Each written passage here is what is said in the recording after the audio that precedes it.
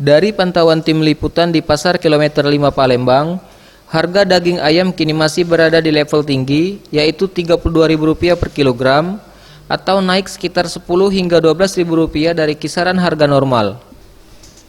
Menurut keterangan salah satu pedagang, kenaikan harga daging ayam ini telah terjadi sejak 1 pekan yang lalu, dan hingga saat ini belum menunjukkan tanda penurunan harga.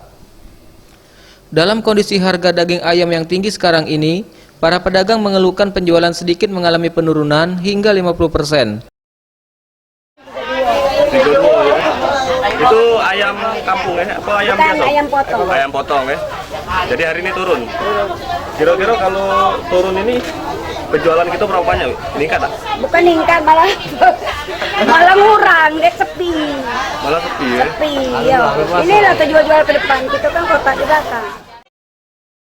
Tim Liputan, Sriwijaya TV.